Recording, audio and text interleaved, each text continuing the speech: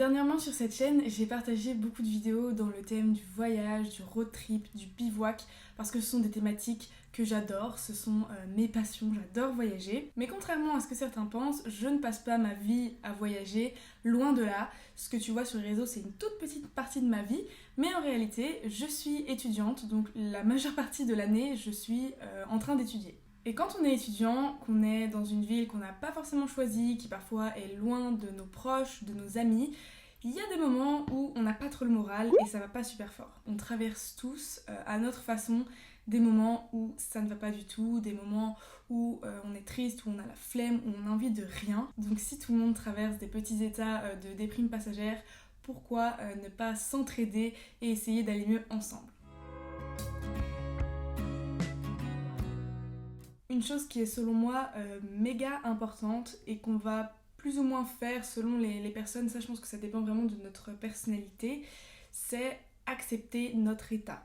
Accepter que là tout de suite ça va pas. Accepter qu'on peut être triste, qu'on peut être en colère, qu'on peut être jaloux, qu'on peut être déçu. Bref, vous mettez toutes les émotions que vous voulez. Si vous êtes un peu comme moi, du genre à être très exigeant envers vous-même, à toujours vouloir être positif, à toujours vouloir être productif, à toujours vouloir faire plein de choses, donner le sourire aux gens, etc. Des fois c'est un petit peu difficile d'accepter que non, aujourd'hui je ne suis pas cette version-là de moi qui est super positive. Accepter que c'est normal, que ça ne remet pas en cause qui je suis ou qu'est-ce que j'ai fait auparavant, et accepter que aujourd'hui ça va pas. Culpabiliser ou se flageller parce que on ne va pas bien, c'est absolument pas ce qui va nous aider, et se forcer à avoir le sourire quand on a envie de pleurer, c'est pas non plus une solution selon moi. Tu l'as compris, je suis absolument pas partisane du fake it until you make it, hein. Peut-être que dans certaines situations ça fonctionne, il y a des situations où clairement faut oublier. Accepte ton état et dissocie-le de ton identité. C'est pas parce que tu es triste maintenant que tu es une personne dépressive. C'est pas parce que tu ressens de la déprime que tu es une personne dépressive. La dépression, c'est une vraie maladie, et je pense que dans la plupart des cas, quand on va pas bien, c'est un état dépressif, mais c'est pas une vraie dépression. De même que si là tu ressens aujourd'hui de la colère, ça ne fait pas de toi une personne colérique ou c'est quoi le mot ? Ou hystérique. Voilà, c'est le mot que je cherchais. Tes émotions ne te définissent pas. Donc accepte les émotions que tu ressens, accueille-les, dissocie-les de ton identité, et comme ça tu vas pouvoir avancer sereinement dans la suite de la vidéo et dans la suite des conseils. Une fois qu'on a accepté qu'on n'allait pas bien, une des premières choses à faire, si possible, c'est d'essayer d'identifier ce qui va pas. Je crois que ça paraît logique. Maintenant, dans la plupart des cas, on ne sait pas forcément, c'est un mélange de plein de trucs, c'est un ras-le-bol général. Donc selon moi, l'essentiel dans un premier temps, ça va être de se reconnecter à soi et de reconnecter avec ses besoins primaires. Vous savez tous que pour vivre, on a besoin de dormir, de manger, de boire, de faire du sport, etc. Je ne vous apprends rien, mais portez attention à ces habitudes-là, parce que en général, quand ça va pas, on néglige un peu notre alimentation, on fait plus trop de sport, en général on n'arrive pas forcément à très bien dormir, etc. Alors que pourtant c'est la base de tout. Quand on est très fatigué, on ne peut pas être en pleine forme et voir les choses toujours de façon très positive. Quand on mange pas très bien, c'est pareil. Faire du sport, c'est quelque chose qui réduit énormément l'anxiété, parce que vous produisez plein d'hormones qui vous apaisent et qui vous rendent un peu plus heureux, si j'ai envie de dire. Je sais très bien que quand on va pas bien, manger c'est pas notre priorité, faire du sport c'est pas notre priorité, et pourtant si on peut essayer de faire un petit effort chaque jour pour aller dans ce sens, ça va vraiment changer la donne et ça va nous donner l'esprit un peu plus clair pour la suite. L'idée c'est de reprendre possession de son corps et de son esprit, de revenir aux commandes plutôt que de se laisser diriger par la déprime ou par le mal. Je sais, c'est pas facile, hein. Dit comme ça paraît simple, mais justement en prenant soin de votre santé physique, c'est déjà un premier pas pour soigner ensuite votre santé mentale. Je te retrouve dans ma cuisine pour quelques instants parce que je voudrais te parler un petit peu plus de l'alimentation. Je me suis énormément intéressée au sujet de l'alimentation il y a quelques années, notamment à cause de soucis de santé, et aujourd'hui j'aimerais que tout le monde soit au courant. Notre intestin, c'est notre deuxième cerveau. Et quand je dis ça, c'est pas une métaphore, c'est que c'est réel. Notre intestin agit énormément sur notre mental, de même que notre mental agit sur nos intestins. Ça, je pense que vous l'avez peut-être déjà expérimenté. Quand on est très stressé, quand on a un choc émotionnel, ça peut perturber notre transit, ça perturbe notre appétit. Mais ça fonctionne aussi dans l'autre sens. Si vous vous nourrissez mal, si vous mangez très industriel, très sucré, si vous êtes souvent ballonné, et bien ça, ce sont des choses qui vont impacter votre mental. Et c'est vrai que c'est pas facile de s'en rendre compte. En général, c'est quand ça va mieux qu'on se rend compte que ça n'allait pas avant. Mais s'il vous plaît, comprenez qu'il y a un axe entre notre cerveau et nos intestins qui va dans les deux sens. Il y a des neurones qui circulent. D'ailleurs, dans nos intestins, on a trouvé aujourd'hui des cellules qui, alors ce ne sont pas exactement des neurones, mais qui ressemblent très très fortement à des neurones. Il y a plein de recherches scientifiques là-dessus. Je vous laisse un peu chercher par vous-même. Mais voilà, votre alimentation, c'est la base de tout et je ne cesserai de le répéter. Donc faites un petit effort, c'est pour votre bien. Je sais qu'aujourd'hui, il y a beaucoup de personnes qui trouvent du réconfort dans la nourriture et c'est pas un mal en soi, mais faites attention aux aliments industriels parce que c'est eux qui contiennent énormément de sucre et c'est eux qui contiennent plein d'additifs, etc. Donc essayez de manger des aliments qui soient le plus naturels possible. Je ne vous parle pas de balance énergétique, de rapport glucides-protéines, machin, mais juste essayez de manger des aliments qui soient le plus bruts possible et le moins transformés. Je vous assure que votre corps vous remerciera. Un autre conseil que je peux te donner, c'est celui de soigner ton environnement. On dit souvent qu'on est le fruit de notre environnement, qu'on est la somme des 3 personnes que l'on côtoie le plus, quelque chose comme ça. En gros, on n'évolue pas indépendamment de ce qui se passe autour de nous et tout ce qu'il y a autour de nous, que ce soit nos proches, que ce soit notre ville, notre maison, les énergies, que ce soit ce que l'on consomme, ça va nous impacter. Ton entourage, il a un rôle super important et là je t'invite un peu à réfléchir, à regarder, bon ok, les gens que tu côtoies le plus, c'est souvent tes collègues de travail, tes camarades de classe, ta famille, tes colocataires, etc. Est-ce que ces personnes-là, ce sont des personnes qui vont te tirer vers le haut ou est-ce que c'est des personnes qui vont au contraire te demander beaucoup d'énergie pour que toi tu ne retires pas grand-chose de cette relation? Notre entourage, c'est tout autant un moteur comme ça peut être un frein. Et c'est pour ça que apprendre à identifier les relations qui nous font plus de mal que de bien, c'est important parce que ça permet de mettre du recul avec ces personnes-là quand c'est possible pour essayer de privilégier les relations que l'on a envie de chérir, les relations qui nous font du bien, les personnes qui nous inspirent, qui ont le sourire, qui vont nous soutenir.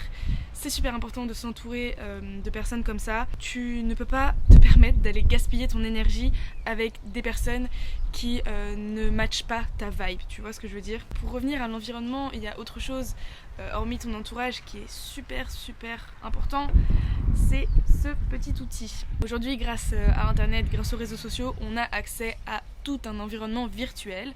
Ça peut être super chouette parce que justement si dans ton entourage t'as pas l'opportunité d'être avec des personnes qui partagent les mêmes passions que toi, par exemple, imaginons que tu veuilles te mettre au sport mais que personne fasse du sport autour de toi, tu peux décider de suivre des sportifs sur Instagram, sur YouTube et ça va t'apporter de la motivation. Mais il y a un revers de la médaille bien évidemment, tout ce que tu vas consommer sur internet, sur les réseaux sociaux, tous les podcasts que tu vas écouter, les médias que tu vas regarder, les films, les séries, bref, tout ce que tu vas consommer, ça va avoir un impact sur toi. Donc si tu passes ton temps à regarder du contenu qui est anxiogène, à regarder, je pense notamment à écouter les infos ou juste à scroller sur TikTok des choses qui sont pas forcément très positives, ça peut pas te faire aller mieux. Une petite anecdote qui m'a été racontée par mon prof de neurosciences. Sache que quand tu as peur, quand tu es anxieux, il y a une structure dédiée dans ton cerveau qui s'active qui s'appelle l'amygdale. L'amygdale, elle est là pour réagir en cas de stress. Quand tu vas regarder un film d'horreur par exemple, quand tu vas regarder des choses assez anxiogènes dans les médias, cette structure va s'activer. Et des fois tu sens que tu es super anxieux suite à un film ou suite à quelque chose que tu as vu dans les actualités. Mais là où ça devient super intéressant, je trouve, c'est que Il y a plein de personnes qui regardent des films d'horreur parce qu'elles aiment ça et qui n'ont absolument pas peur. C'est pareil pour les gens qui jouent à des jeux vidéo extrêmement violents ou qui font peur et qui ne ressentent pas cette violence ou cette peur. C'est pareil pour les infos, etc. Ces personnes-là, elles ne ressentent pas la peur, et c'est vrai, elles le disent et ça ne leur fait rien. Pourtant, si on fait un IRM de leur cerveau au moment où elles regardent ces films d'horreur, l'amygdale s'active quasiment tout autant qu'une personne qui a peur. Ce que ça veut dire, c'est que notre mental, il est super fort pour nous cacher ce qu'on ressent réellement. Quelque part, c'est une bonne chose parce que c'est un mécanisme de survie. Si on avait tout le temps peur, on ferait pas grand chose, donc c'est bien que ce soit comme ça. Mais ça veut dire que ce que l'on consomme, et quand on regarde les médias et des films d'horreur, ce n'est pas sans impact. Même si on a l'impression que ça nous fait rien, quelque part dans nos cerveaux, ça active les mêmes récepteurs que quand on a peur. Donc ça va forcément avoir des répercussions plus tard sur notre mental ou sur notre santé directement. Donc faites attention à ce que vous consommez, faites le tri dans vos abonnements Instagram, dans vos abonnements YouTube, limitez les médias, les infos, tout ce qui est actualité. On sait que la plupart du temps c'est jamais des trucs très positifs, donc c'est bien de se tenir au courant, mais il faut pas en abuser non plus et vous n'êtes pas obligé de regarder les infos tous les soirs. Le conseil que je vais te donner là, c'est sûrement, je pense, un des plus importants de toute cette vidéo et c'est quelque chose qui est applicable durant toute ta vie, vraiment à chaque instant de ta vie. C'est le fait de faire des choses qui ont du sens et de trouver du sens aux choses que tu fais. Il y a une partie de ton cerveau qui s'appelle le cortex singulaire et cette structure dans ton cerveau, elle a évolué au cours de l'humanité. Et aujourd'hui, sa fonction principale, son rôle, c'est de trouver un sens à ton existence. Et si on a cette structure dans notre cerveau dont le but, c'est de trouver un sens à notre vie, c'est bien la preuve que faire des choses qui ont du sens, c'est une fonction qui est vitale. Je crois qu'aujourd'hui, on peut tout avoir très rapidement, très facilement. On n'a pas forcément besoin de faire beaucoup d'efforts. Voilà, on peut se faire livrer tout ce qu'on veut chez nous. On peut commander sur internet et recevoir n'importe quoi en quelques clics.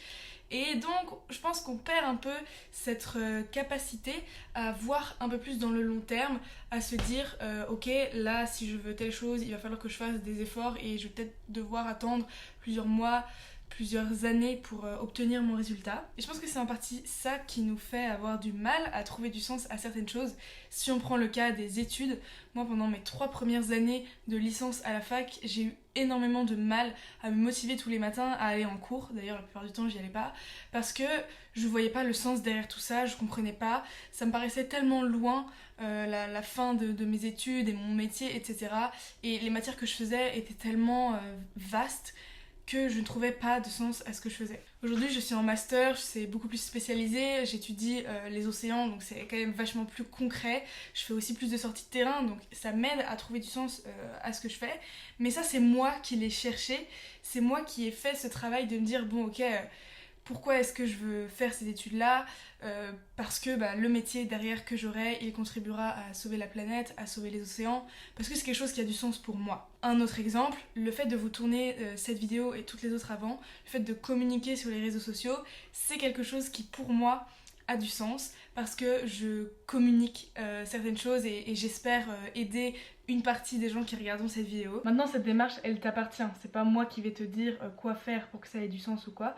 C'est à toi de te questionner, de te dire, bon ok, telle chose que je fais tous les jours, est-ce que ça a du sens pour moi ? Sachant que si ça résonne pour toi aujourd'hui, c'était peut-être pas le cas il y a des années et ce sera peut-être pas le cas dans le futur. Donc c'est pas parce que tu te lèves tous les matins à 6h pour aller faire un footing qu'aujourd'hui ça a encore du sens pour toi. Plus tu feras des actions qui signifient quelque chose pour toi, plus tu feras des actions qui ont du sens, plus ce sera facile pour toi de te lever tous les matins parce que tu sauras pourquoi tu le fais et tu auras l'impression d'avancer vers quelque chose ou en tout cas de faire quelque chose qui te fait du bien. C'est pour ça, selon moi, que c'est hyper important de faire des choses qui ont du sens pour nous et pas pour nos parents, pas pour nos amis, pas pour la société. Donc ça demande un petit temps de réflexion, de se questionner forcément. Et puis forcément, il y a aussi des choses que tu dois faire, que t'as pas forcément choisi, mais tu peux quand même faire l'effort de trouver un sens à ces choses-là, même si tu les as pas choisies à la base. Sur ce, j'espère que le message est passé et on passe tout de suite au prochain conseil.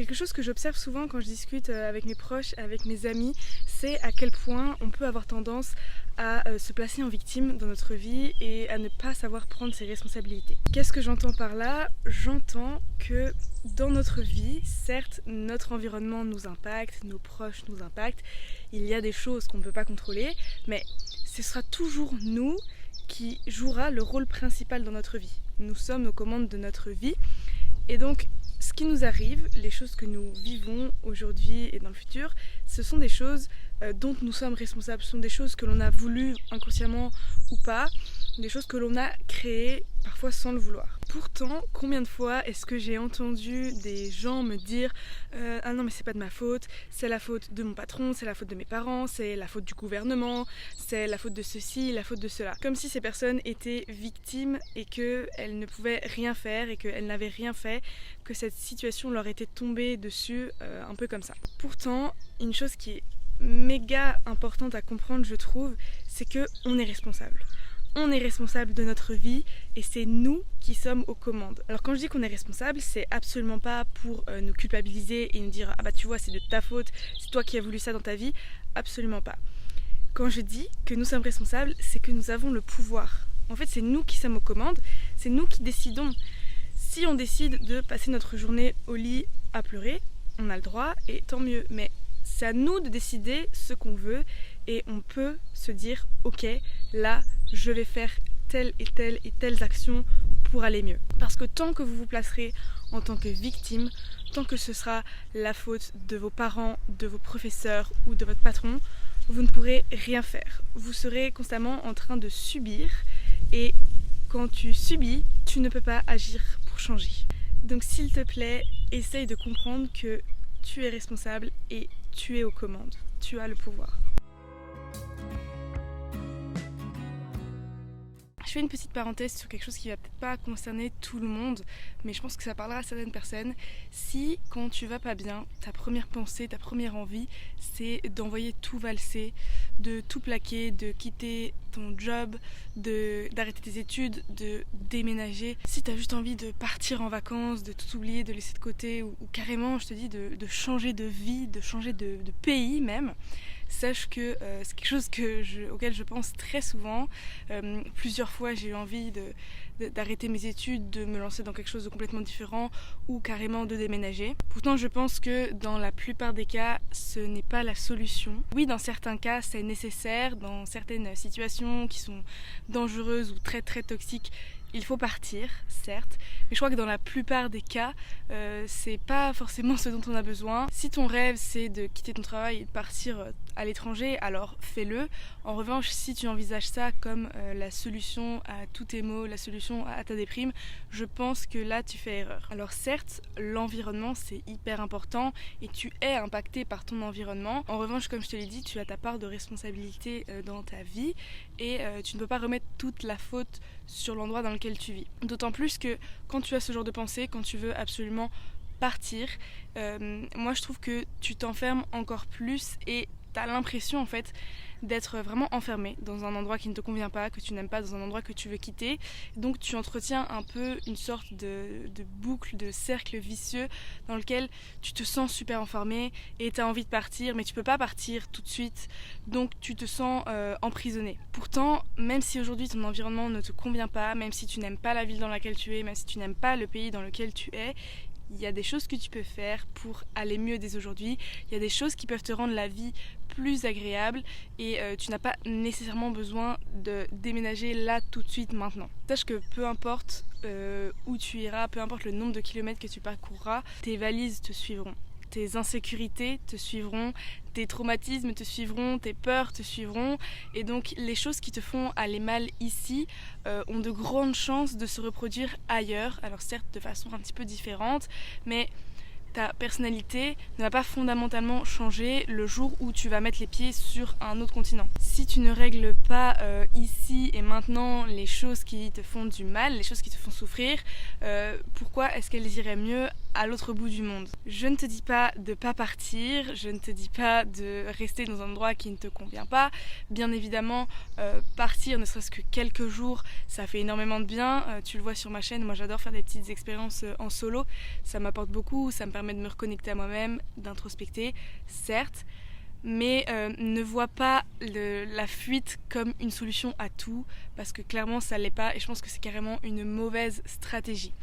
Apprendre à aimer l'endroit dans lequel tu te trouves, même si c'est pas idéal, même s'il a plein de défauts, même si c'est pas ce qui te correspond, je pense que c'est faire preuve d'une grande adaptabilité, ça ne peut que te porter bénéfice pour l'avenir. En début de vidéo, je t'ai dit que c'était important de reconnecter avec toi-même, notamment via tes besoins primaires, donc le sommeil, l'alimentation, etc. Et maintenant, ce dont je voudrais te parler, c'est de prêter attention à ton mental, à ce qui se passe dans ta tête, et apprendre à écouter ton dialogue intérieur pour voir est-ce que ces pensées que tu entretiens, elles sont plutôt saines ou pas. Tout au long de la journée, tu vas engendrer plein de nouvelles pensées, et sache que chaque pensée est liée à une émotion. Et ça va dans les deux sens. Donc soit tu vis une émotion qui amène des pensées, soit tu as une pensée qui ensuite va amener des émotions. Mais tu peux pas dissocier une pensée d'une émotion, ça fonctionne ensemble. Tu n'en as peut-être pas conscience, mais les histoires que tu te racontes et les pensées que tu entretiens, elles jouent un rôle fondamental sur ta santé mentale et sur ton bien-être en général. Si constamment tu entretiens des pensées qui sont négatives, qui sont anxiogènes, si tu ressasses le passé ou au contraire tu anticipes beaucoup le futur, c'est pas forcément quelque chose qui va être un moteur dans ta vie et ça peut créer cet état de déprime ou d'angoisse. Alors chose très importante, tu ne pourras pas contrôler tes pensées. C'est impossible de contrôler ses pensées, même les moines bouddhistes qui méditent pendant des heures, à un moment donné, ils ont des pensées. C'est comme ça, il faut l'accepter. En revanche, ce que tu peux, c'est apprendre à prendre du recul par rapport à tes pensées et un peu essayer de les observer comme si tu étais extérieur à toi-même.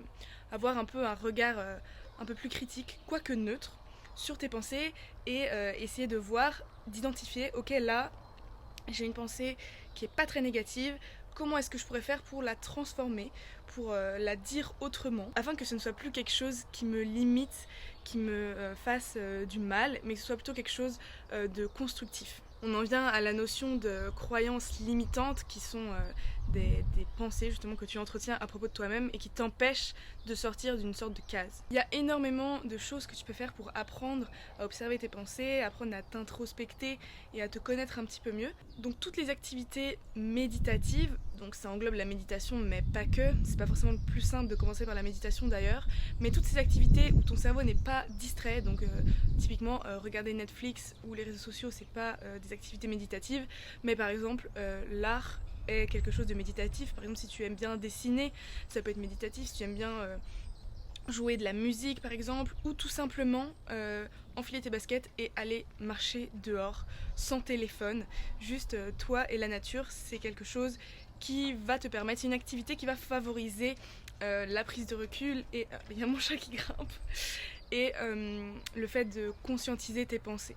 Au début, quand tu vas être un peu plus conscient de ce que tu te racontes, tu vas peut-être te rendre compte que justement tu as plein de pensées négatives et le but c'est absolument pas de se flageller ou de se dire qu'on est nul, etc. Absolument pas, parce que sache que déjà rien que le fait de prendre conscience de ces pensées, ça va automatiquement les diminuer et automatiquement tu vas essayer de chercher des solutions pour te raconter autre chose. Moi l'image que j'aime bien me donner quand je vois qu'il y a des moments où je me parle vraiment très très mal ou que j'entretiens des pensées qui sont très pessimistes ou anxiogènes, j'aime bien me parler à moi-même comme j'aimerais qu'on me parle ou comme moi je parlerais à mon meilleur ami ou à mon chéri ou à ma petite sœur.